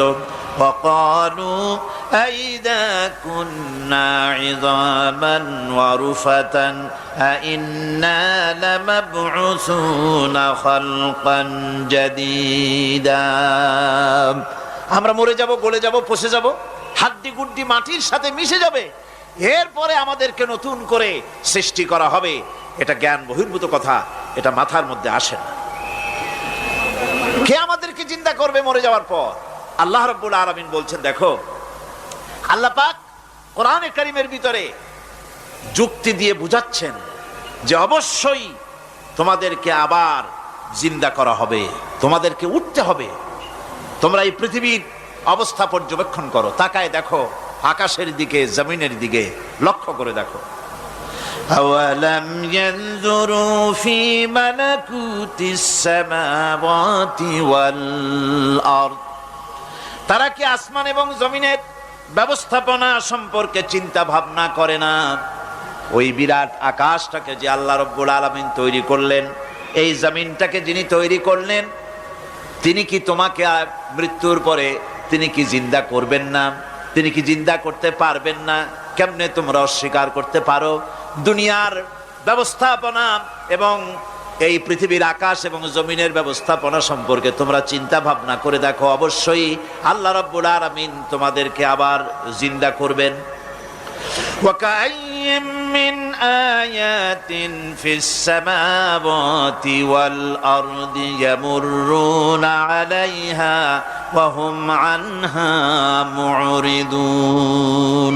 আসমান জমিনে বহু নিদর্শন পড়ে আছে যেগুলি তারা অতিক্রম করে যায়, অথচ সে সম্পর্কে তারা মোটেই চিন্তা ভাবনা করে না। চিন্তার বহু বিষয় আল্লাহ পাক এই পৃথিবীতে রেখেছেন। যারা চিন্তাশীল, যারা জ্ঞানবান, তারা এর দ্বারা বুঝতে পারে। আল্লাহ রাব্বুল আলামিন বলছেন, ইন্না ফি খালকিস সামাওয়াতি ওয়াল আরদি ওয়াখতিলাফিল লাইলি ওয়ান নাহার লাআয়াতিন লিউলিল আলবাব। নিশ্চয়ই আকাশ সৃষ্টি এবং জমিন সৃষ্টির ব্যাপারে আর রাত আর দিনের পরিবর্তনের ব্যাপারে যারা জ্ঞানবান তাদের জন্য নিদর্শন রয়েছে। যারা জ্ঞানবান তাদের জন্য চিন্তার বিষয়বস্তু রয়েছে। গবেষণা করো, চিন্তা করো, এই পৃথিবীতে আল্লাহ পাক যা কিছু সৃষ্টি করেছেন তার পক্ষে আবার তোমাদেরকে সৃষ্টি করা মোটেই অসম্ভব নয়। পরকালীন জীবনের সম্ভাবনা সম্পর্কে কোরআন অবিশ্বাসীদেরকে বলছে, দেখো, আল্লাহুল্লাযী রাফা'আস সামাওয়াতি বিগাইরি আমাদিন তারাউনাহা সুম্মা ইসতাওয়া আলাল আরশ। সে আল্লাহ তোমাদের নিকট দৃশ্যমান স্তম্ভ ছাড়াই ওই বিশাল আকাশটা তৈরি করেছেন। যারা পরকাল আছে বলে উঠতে হবে একথা যারা বিশ্বাস করে না, তাদের ব্যাপারে আল্লাহ পাক এই যুক্তি দিচ্ছেন, দেখো এই বিশাল যে আকাশটা, এই আকাশে কোনো খুঁটি আছে? কথা বলেন না কেন? এই আকাশে কোনো খুঁটি আছে? কোন রকমের খুঁটি ছাড়াই ওই বিশাল আকাশটা কে বানিয়েছেন? জোরে চিৎকার দিয়ে বলেন, কে বানাইছেন? এই যে শামিয়ানা, একটা বিশাল প্যান্ডেল, এই প্যান্ডেলে খুঁটি আছে না নাই? শুধু আছে না, একটা দুইটা না, জনমের মতো খুঁটি আছে। চতুর্দিকে তাকায় দেখে কত খুঁটি। এতটুকু একটা শামিয়ানায় শত শত খুঁটি লাগতেছে কাপড়টা ধারণ করবে বলে। কি ধারণ করবে? কাপড়। আর অত বড় বিশাল আকাশ, সে আকাশটার কোনো খুঁটি আছে? আল্লাহ পাক বলছেন, কোন দৃশ্যমান খুঁটি ছাড়াই এত বড় বিশাল আকাশটা তোমার মাথার উপরে দাঁড়িয়ে আছে এবং আল্লাহ পাক আরশের উপরে দীপ্তমান হয়ে আছেন। এগুলি দেখেও কি তোমার মাথার মধ্যে কোনো চিন্তা আসে না যেটা কি করে সম্ভব হলো? অনেকে তো এমন আছে শিক্ষিত লোক, তারা আবার বলে কি, কয় যে না আকাশ বলে কিছু নাই, ওই অনেক দূরে তো সেই জন্য নীলে নীলে দেখা যায়, আসলে কিছু নাই। আকাশ, কোরআনে কারীমের মধ্যে আকাশ সম্পর্কে যে কথা বলা হয়েছে, বিশাল, যার কোনো কুল নাই, কিনারা নাই, মহাশূন্য। আমি সামনে বলবো আকাশ সম্পর্কে কথা আসতেছে। আল্লাহ পাক বলছেন, দেখো ওই বিশাল আকাশটাকে আমি সৃষ্টি করে রেখেছি, কোনো খুঁটি লাগাই নেই। তোমার মতো একটা ছোট্ট মানুষ সৃষ্টি করেছি, মরে যাওয়ার পর মাটির সাথে মিশে যাবা, আবার তোমাকে যে আমি উঠাবো, এ ব্যাপারে তোমার চিন্তার মধ্যে দুর্বলতা আসলো কেন যে সেই আল্লাহ রাব্বুল আলামিন তোমাকে উঠাতে পারবেন না? وسخر الشمس والقمر كل يجري لأجل مسمى। তিনি চন্দ্র সূর্যকে আজ্ঞাবর্তী করেছেন, প্রত্যেকেই তার নির্দিষ্ট সময় সীমা মতো চলাফেরা করতেছে। তুমি তো ছোট একটা মানুষ, অত বড় বিশাল সূর্যটা বিরাট চন্দ্রটা সব গতিমান, আল্লাহর হুকুমে সব চলাফেরা করতেছে, কথা ঠিক কিনা? এই সবগুলি আল্লাহ রাব্বুল আলামিন দুনিয়ার মানুষের সামনে তুলে ধরেছেন। তাকায় দেখো, নজর করে দেখো, এই সুন্দর করে জমিন ও আসমানকে সৃষ্টি করেছি, চাঁদ সূর্যকে সৃষ্টি করেছি। এবার লক্ষ্য করো, আনতুম আশাদ্দু খালকান আমিস সামাউ বানাহা, তোমাদের সৃষ্টি করা বেশি কঠিন না ওই বিশাল আকাশটাকে তৈরি করা বেশি কঠিন? কোনটা বেশি কঠিন? অত বড় বিশাল আকাশটাকে যিনি সৃষ্টি করলেন, তিনি তোমার মতো মানুষকে সৃষ্টি করতে পারবেন না? আবার যিনি একবার বিনা মডেলে তোমাকে তৈরি করলেন, আল্লাহ কি সুন্দর দৃষ্টান্ত দিচ্ছেন, আনতুম আশাদ্দু খালকান আমিস সামাউ বানাহা, তোমারে কঠিন তৈরি করা বেশি কঠিন, ওই বিশাল আকাশটাকে বেশি তৈরি করা বেশি কঠিন? অত বড় বিরাট জিনিসটাই তো আল্লাহ তৈরি করে ফেলেছেন, বিশাল আকাশ, মহাশূন্য। আর সেই মহাশূন্যের তুলনায়, মহাবিশ্বের তুলনায় পৃথিবী কত ছোট, আমাদের সবচাইতে কাছে। বিজ্ঞানীরা হয়রান হয়ে যাচ্ছে আকাশের চিন্তা করে, মহাকাশ চিন্তা করে ক্রমান্বয়ে হয়রান হয়ে যাচ্ছে। আমাদের সবচাইতে নিকটতম যে গ্যালাক্সিটা আছে, এই গ্যালাক্সিটার ব্যাস হচ্ছে, যেটা সবচাইতে ছোট, গরিব গ্যালাক্সি, এটা বিজ্ঞানীরা বলেছে গরিব গ্যালাক্সি, দিনহীন। এই গরিব গ্যালাক্সি যেটা আমাদের সবচাইতে নিকটে, পৃথিবীর সবচাইতে কাছে, এর ব্যাস হচ্ছে, এর পরিধি হচ্ছে 1,00,000 আলোকবর্ষ সমান। 1,00,000 আলোকবর্ষ, প্রতি সেকেন্ডে আলোর গতি কত? 1,86,000 মাইল প্রতি সেকেন্ডে। প্রতি সেকেন্ডে যে আলোর গতি 1,86,000 মাইল, এর মিনিট, এর ঘন্টা, এর সপ্তাহ, এর মাস, এর বছর, এরকম 1,00,000 আলোকবর্ষ হচ্ছে সেই ছায়াপথের ব্যাস, এটার পরিধি। এটা হলো গরিব গ্যালাক্সি। আর এই গ্যালাক্সিতে বাস করে 10,000 কোটি তারকা। বিজ্ঞানীরা বলছেন যে তারকাগুলি সূর্যের চাইতে লক্ষ কোটি গুণে অনেক বড়। সুবহানাল্লাহ। তাহলে মহাকাশ সম্পর্কে চিন্তা করে মানুষ আজ অবাক হয়ে যাচ্ছে, চিন্তায় হয়রান হয়ে যাচ্ছে। বার্টন রাসেল তিনি বলেছিলেন, স্রষ্টার স্রষ্টাকে, স্রষ্টার স্রষ্টাকে। এর জবাব আরেকজন বিজ্ঞানী লিখেছেন যে স্রষ্টার স্রষ্টাকে এই চিন্তা তো সৃষ্টিতে করতে পারবে না, স্রষ্টার কোনো স্রষ্টা নাই। পৃথিবীতে যত স্রষ্টা আছে, মাইক যে তৈরি করেছে সেও একজন স্রষ্টা, ঠিক কিনা কোন কথা বোঝেন তো আমার? মাইক যে তৈরি করেছে সেও একটা স্রষ্টা, ওই প্যান্ডেল যে তৈরি করেছে সেও একটা স্রষ্টা, চেয়ার টেবিল যে সৃষ্টি করেছে সেও একটা স্রষ্টা। কিন্তু এরা কেউ পূর্ণাঙ্গ স্রষ্টা নয়, কারণ এই মাইকটা তৈরি করার যত উপাদান, সমস্ত উপাদান আল্লাহ রাব্বুল আলামিনের তৈরি করা, কথা ঠিক কিনা? তুমি শুধু অ্যাসেম্বল করেছো, তুমি শুধু এগুলোকে এক জায়গায় করেছো। তোমার বাপেরও ক্ষমতা নেই লোহা তৈরি করা, পারবা লোহা তৈরি করতে? আরে কথা কন না কেন মিয়া সাহেব? পারবেন লোহা তৈরি করতে? পারবেন একটা বাঁশ বানাইতে? বাঁশ হোক, লোহা হোক, যা সব বাদ দেন, মাথার একটা চুল বানাইতে পারবেন? পাট দিয়া, রং দিয়া পর চুলা বানাইতে পারবেন, কিন্তু চুলের মতো করে একটা চুল বানাইতে পারবেন না।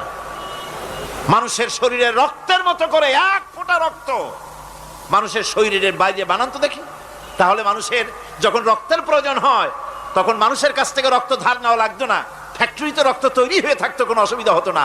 এক ফোঁটা রক্ত বানানোর শক্তি গোটা পৃথিবীর মানুষের নয়। সুতরাং তোমরা স্রষ্টা হলেও তোমরা হচ্ছ নাকের স্রষ্টা, ধার করো, অন্যের জিনিস ধার করিয়ে বানাও। মুকাম্মাল স্রষ্টা হচ্ছেন কে? আসল স্রষ্টা কে? এরকম বললে হবে না, গায়ের সমস্ত শক্তি দিয়া বলেন আসল স্রষ্টা কে? ওই বিজ্ঞানী বলছেন যে বার্টন রাসেল বলছে স্রষ্টার স্রষ্টাকে, স্রষ্টার স্রষ্টা তুমি খুঁজে পাবে না, তোমার মাথায় ঢুকবে না। আগে সৃষ্টি চিন্তা করো। তিনি বলেছেন একটা লবণ, একটা লবণের কণা, লবণ বলেন তো, একটা লবণের কণা, এক কণা লবণের ভেতরে যে কেলাস থাকে, এর ভিতরে যে সমস্ত উপাদান থাকে, সেই লবণের কণাগুলির মধ্যে কতগুলি উপাদান থাকে, সেই উপাদানগুলি চিন্তা করতে 1000 বার্টন রাসেলের মস্তিষ্কের প্রয়োজন। তো একটা লবণ কণার ভিতরে কি আছে সেইটাকে উদ্ধার করার জন্য যদি 1000 বার্টন রাসেলের মস্তিষ্ক লাগে, তাহলে গোটা বিশ্ব আকাশ আর জমিন যিনি সৃষ্টি করেছেন তাকে চিন্তা করা কি তোমার মগজে কুলাবে? দুনিয়ার প্রথম দিন থেকে শুরু করে কিয়ামত পর্যন্ত যত মানুষ এসেছে আর যত মানুষ আসবে, স্রষ্টা সম্পর্কে চিন্তা করা একটা অসম্ভব ব্যাপার। স্রষ্টার সামনে শুধু মাথাই নত করবা। তিনি কোত্থেকে এসেছেন, তিনি কে, জানার দরকার নাই। তিনি আল্লাহ। তার নাম কি? মাথা নত করে দাও সামনে। তিনি আল্লাহ, সর্বশক্তিমান আল্লাহ, রব্বুল ইজ্জত ওয়াল জালাল। তিনি ছিলেন, তিনি আছেন, তিনি থাকবেন। তিনি অনন্ত, তিনি অসীম, তিনি চিন্ময়, তিনি অব্যয়, তিনি অক্ষয়, তিনি শাশ্বত, যার কোনো শুরু নাই, যার কোনো শেষ নাই। সুবহানাল্লাহ পড়ে। সুতরাং সেই মহান আল্লাহ রাব্বুল আলামিন তিনি বলছেন, বান্দারা তোমারে বানানো কঠিন না ওই বিশাল আকাশটা বানানো কঠিন? অত বড় বিশাল আকাশটাই তো আমি তৈরি করেছি। তোমার মৃত্যুর পরে তোমাকে জিন্দা করা মোটেই কোনো কঠিন ব্যাপার নয়, এটা খুবই সহজ। ভাইরা আমার, আল্লাহ সুবহানাহু ওয়া তাআলা পৃথিবীর মানুষকে এসব দৃষ্টান্ত দিয়ে সুন্দর করে মানুষকে বুঝাচ্ছেন। তিনি মানুষকে পরিষ্কার করে বুঝিয়েছেন। আল্লাহ পাক বলেন, এই পৃথিবীটি এসব প্রশ্নের চূড়ান্ত জবাব দিতে গিয়ে আল্লাহ পাক বলছেন, কুল ইউহিহাল্লাযী আনশাআহা আউওয়ালা মাররা ওয়া হুয়া বিকুল্লি খালকিন আলীম। বলে দাও, তোমাদের মৃত্যুর পরে সেই আল্লাহ রাব্বুল আলামিন তোমাদেরকে জিন্দা করবেন, যিনি তোমাদেরকে প্রথমবারে তৈরি করেছিলেন। প্রথমে যিনি সমস্ত জিনিস সৃষ্টি করেছেন, ওই আল্লাহ রাব্বুল আলামিন তোমাদেরকে আবার জিন্দা করবেন। আর এসব জিনিসকে খেল তামাশার বিষয়বস্তু করে তৈরি করা হয় নাই। সমস্ত জিনিসের পেছনে বিরাট উদ্দেশ্য কাজ করেছে।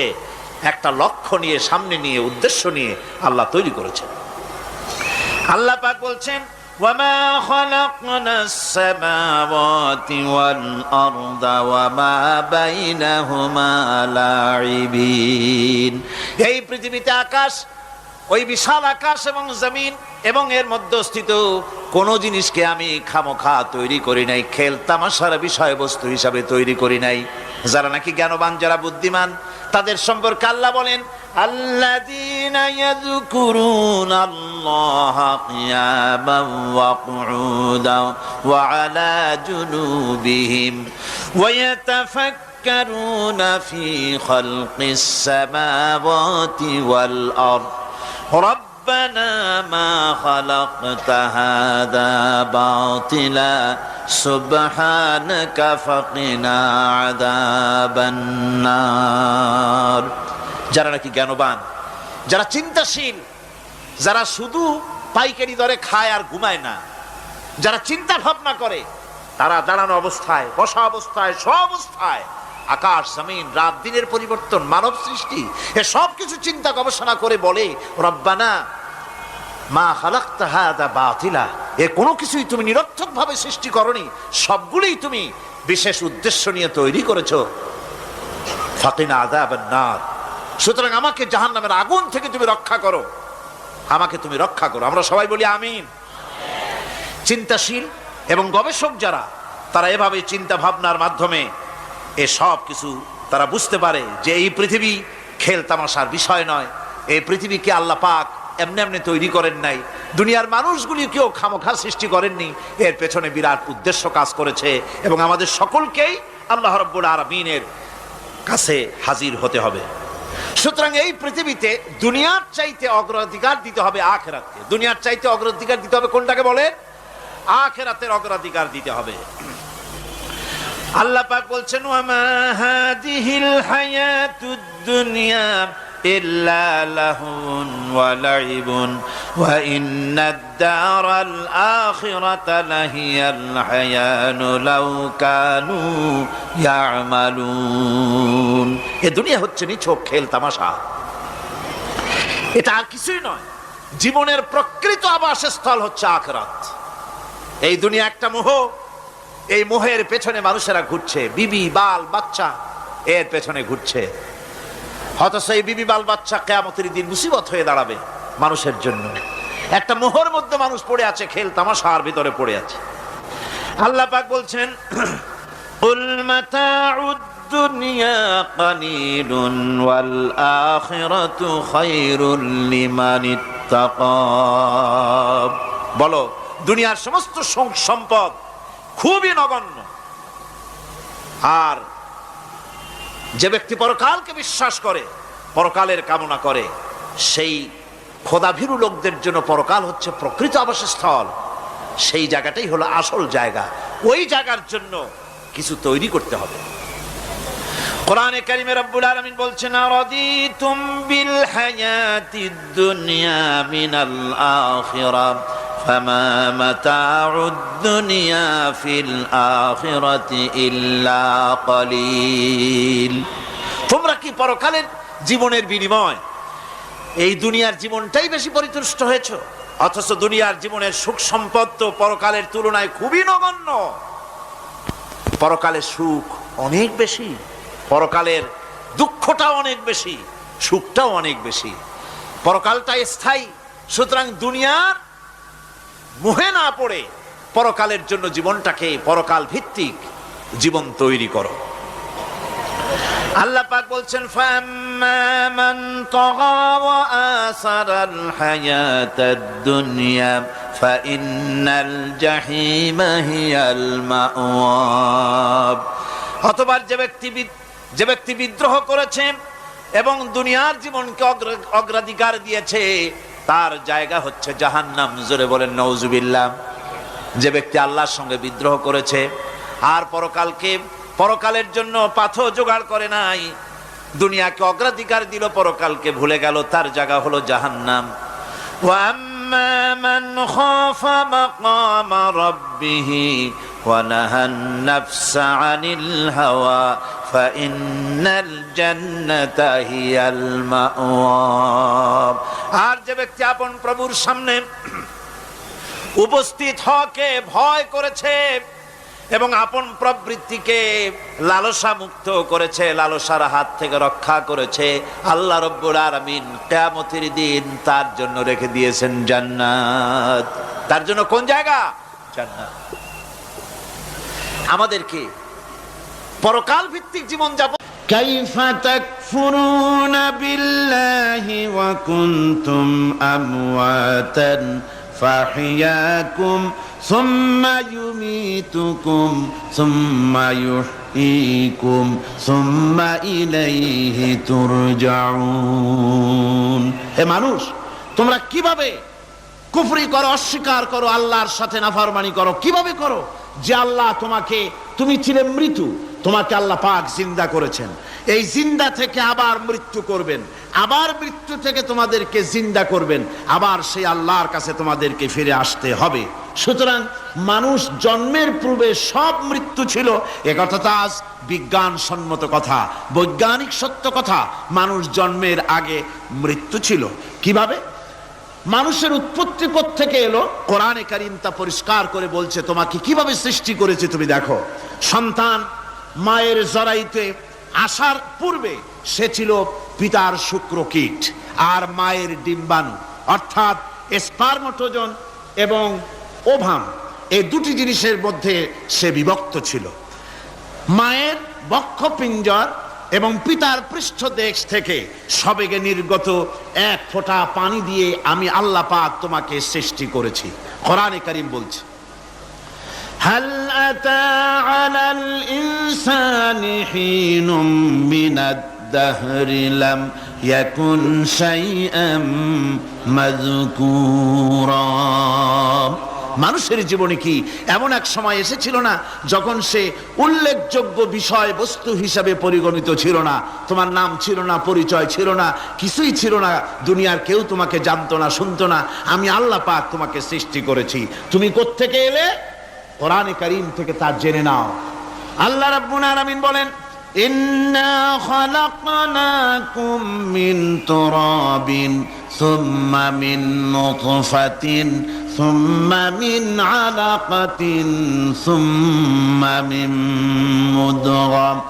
আমি রাব্বুল আলামিন তোমাকে সৃষ্টি করেছি, মাটির উপাদান দিয়ে তৈরি করলাম।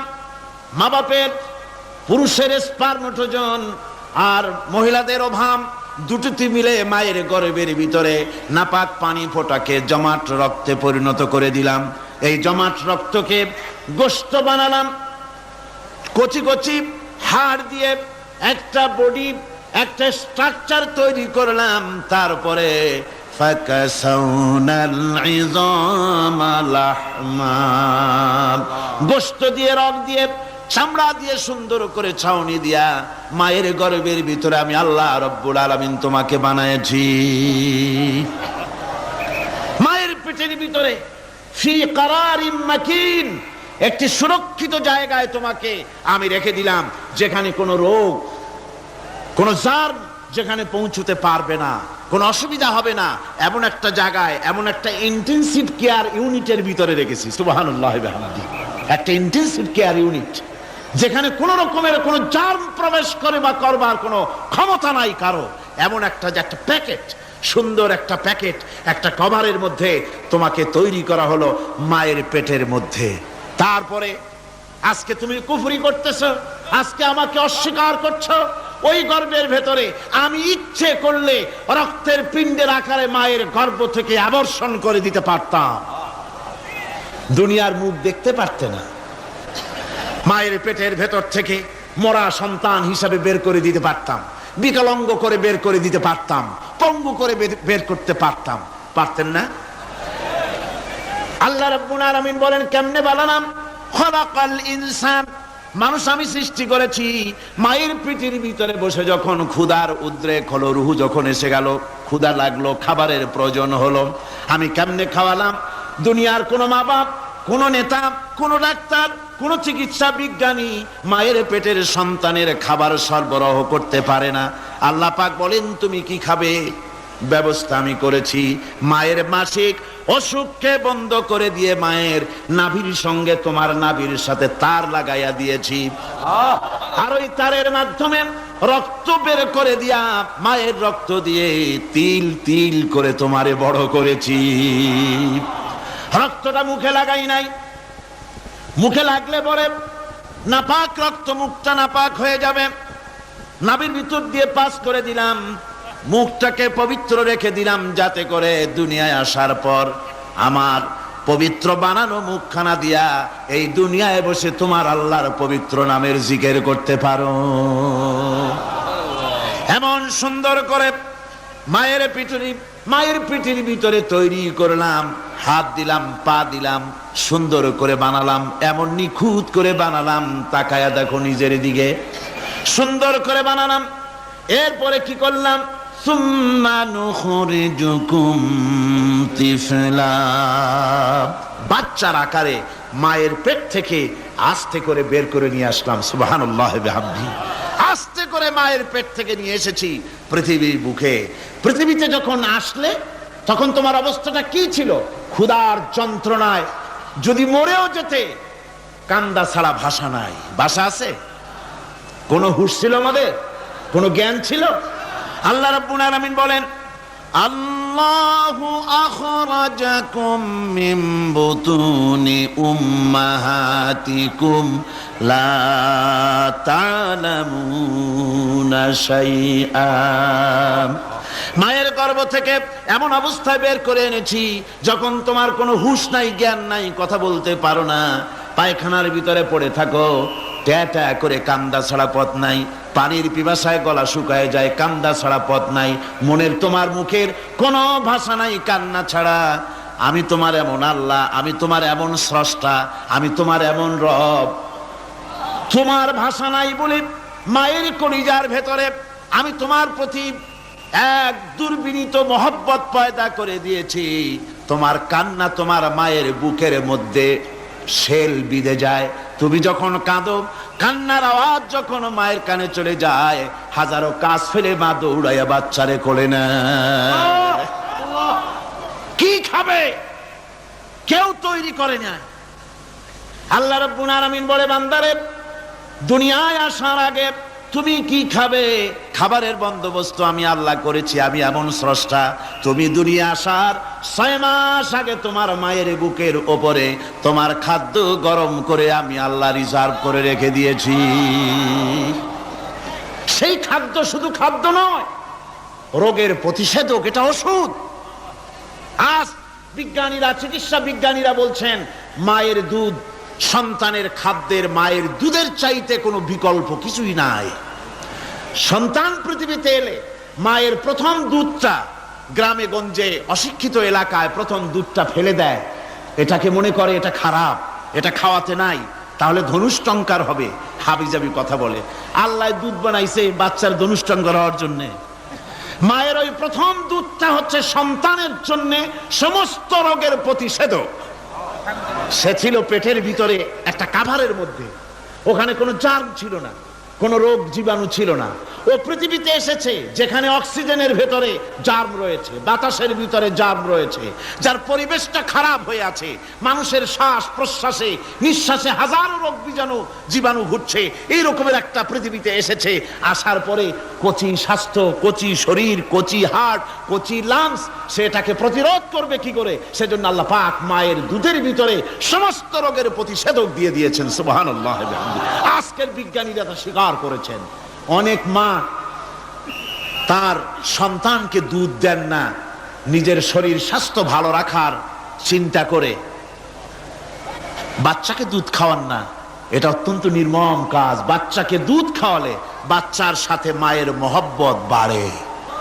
ইউরোপে, আমেরিকায় মাকে মা বলে ডাকে না, বাপকে শ্রদ্ধা করে না, সম্মান করে না। তার কারণ সেখানে মায়েরা তার সন্তানদেরকে কোলে নেয় না, সন্তানদেরকে ফিডার খাওয়ায়। আর আমি নিজের চোখে দেখেছি মায়েরা ইউরোপে, আমেরিকায় যখন শপিং এ আসে, তখন রাস্তায় যখন আসে, তখন ওই পুশ চেয়ার গুলিতে বাচ্চাকে শোয়াইয়া, বাচ্চা এভাবে পুশ চেয়ারে করে ঠেলে নিয়ে যায়, আর কুত্তার বাচ্চাগুলি কোলে করে ঘুরে বেড়ায়। কুত্তার বাচ্চা কোলে নেয়, নিজের বাচ্চা পুশ চেয়ারে করে ঠেলে। সেই জন্য মায়ের প্রতি সন্তানের মহব্বত হয় না, সন্তানেরও মায়ের প্রতি কোনো শ্রদ্ধা জাগে না। আল্লাহর কি ব্যবস্থা! মায়ের কলিজার মধ্যে মহব্বত পয়দা করে দিয়েছেন আল্লাহ পাক। মায়ের বুকের দুধের ভিতরে আল্লাহ রাব্বুল আলামিন, আল্লাহ পাক বলছেন, আমি মানুষ সৃষ্টি করেছি আর তার সমস্ত প্রয়োজন মিটিয়েছি, তার খাবারের সব প্রয়োজন মিটিয়ে দিয়েছি। দুধটাকে ঘন করি নাই, হজম করতে পারবে না বলে ওই দুধটা সামান্য পাতলা করে দিয়েছি, ওর ভিতরে সামান্য মিষ্টি দিয়েছি। দুধের বোটার ভিতরে একটা ছিদ্র দিলে, চোষা মারলে পরে অনেকগুলি দুধ বেরিয়ে এসে গলাটা আটকে যেত, তোমার কচি কণ্ঠ গলা আটকে যেত, শ্বাস করতে পারতে না। এজন্য মায়ের স্তনের বোটার ভিতরে সূক্ষ্ম সূক্ষ্ম 32টা ছিদ্র করে আস্তে করে দুধ বার করে তোমার জীবন আমি বাঁচাইছি। খলাকাল ইনসান, মানুষ সৃষ্টি করেছি আমি আল্লাহ পাক। সুতরাং যে আল্লাহ পাক এ মানুষ সৃষ্টি করলেন আর মায়ের কলিজার ভিতরে মোহব্বত পয়দা করে দিলেন, সে আল্লাহ পাক বলছেন, খবরদার ওই মাকেও যেন আবার ভুলে যেও না। মাকে সম্মান করে করো, মা বাপকে মোহব্বত করো, তাদেরকে শ্রদ্ধা করো। বউ পাইয়া, সুন্দরী স্ত্রী পেয়ে মায়ের কথা ভুলে যেও না। অনেক সাহেব আছে মায়ের কথা ভুলে যায়, স্ত্রীর কথা অনুযায়ী মায়ের উপর অত্যাচার করে, এরকমও বহুত আছে। আল্লাহ পাক বলছেন, শোনো, وَقَضَى رَبُّكَ أَلَّا تَعْبُدُوا إِلَّا إِيَّاهُ وَبِالْوَالِدَيْنِ إِحْسَانًا। তোমার প্রভুর পক্ষ থেকে ফয়সালা হয়েছে চূড়ান্ত। হাজারো বেঈমান, হাজারো মক্কর, হাজারো জুয়াখোর, হাজারো জিনাকারী, হাজারো ব্যভিচারী চরমনার ময়দানে গিয়ে বসছে। আল্লাহর ওলিদের 3 দিন 3.5 দিন বয়ান শোনার পরে এই গাফেল বান্দা মুমিনে পরিণত হয়ে আল্লাহর খাস বান্দায় পরিণত হয়ে গেছে, চোখে পানি জারি হয়ে গেছে। এই নসিহতের এই ধারা চরমনার তরিকা বা চরমনার মাহফিল থেকে না, আম্বিয়ায়ে কেরামগণ উম্মতদেরকে, সেই জমানার মানুষদেরকে নসিহত করছে। এই নসিহত যাদের দিলে লাগছে, আল্লাহ তাআলা যাদেরকে কবুল করছে, তারা ঈমানের দৌলতে ধন্য হয়েছে। আজকের এই যে এত সুন্দর আয়োজন, জান্নাতের বাগান, নিরিবিলি পরিবেশ, কত সুন্দর লাইট লাগানো হয়েছে, সাউন্ডের ব্যবস্থা করা হয়েছে, যাতায়াতের রাস্তাও খুবই সোজা। আমার মনে হয় এই স্টেজের সামনে যে লোকগুলা আছে, আমরা খবর নিলে এর চেয়ে বহুগুণ বেশি লোক বাজারে পাবো। কি বলেন, পাবো না? এরাও মাহফিলের কথা বলে কিন্তু বাড়ির থেকে বের হইছে। জাল্লার কুতুব আসতেছে, শায়েখে চরমনা আসতেছে, জিন্দা শাহজালাল আসতেছে, তার সহবাতে যাব, তার নসিহত শুনবো।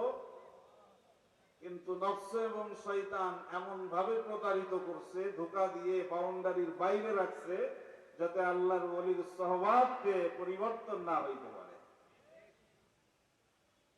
যারা বাহিরে আছেন, আপনাদেরকে দৃষ্টি আকর্ষণ করব, অনুরোধ করব, ওই চায়ের দোকান, বাদামের দোকান, হোটেল, রেস্টুরেন্ট, রেস্তোরাঁ আগামীকাল চূড়ামনকারীর বাজারে থাকবে না, পাওয়া যাবে না। যশোর শহরের অলিতে গলিতে সব জায়গায়, গ্রামগঞ্জে এখন পাওয়া যায়।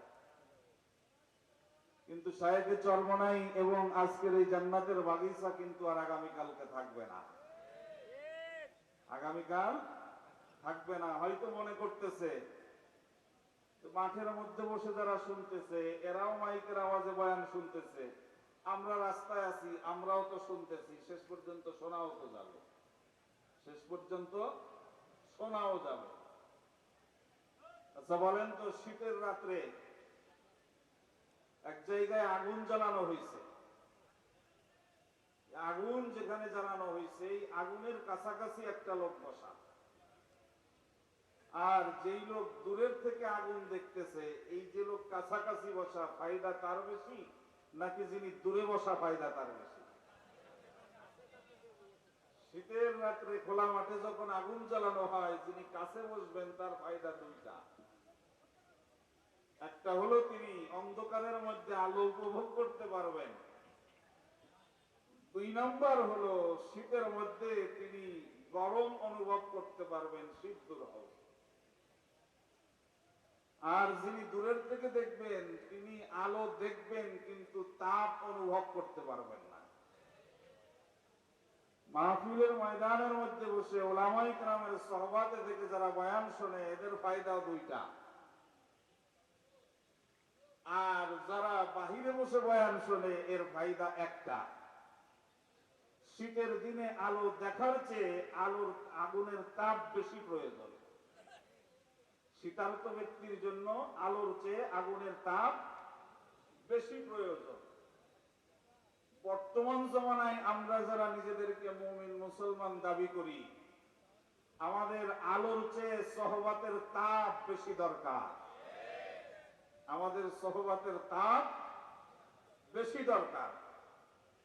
কারণ যেই বান্দাবান্দির মধ্যে আল্লাহ পাক রব্বুল আলামিনের ভয় না ঢুকবে, ভয় না থাকবে, যার দিলের মধ্যে মাওলার ভয় না থাকবে, এই বান্দাবান্দির দ্বারা কশিন কালেও জান্নাতে প্রবেশ করা সম্ভব হবে না।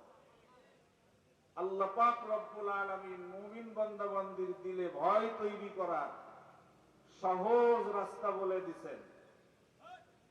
ইয়া আইয়ুহান নাসু ইয়া আইয়ুহাল্লাযীনা আমানুত্তাকুল্লাহ ওয়া কুনু মা'আস সাদিকিন। হে ঈমানদার বান্দাবান্দীরা, তোমরা আমি আল্লাহ পাক রব্বুল আলামিনের ভয় করো। ওয়া কুনু মা'আস সাদিকিন, এবং নেককার, পরহেজগার, সাদিকিন বান্দাদের সহবত অর্জন করো।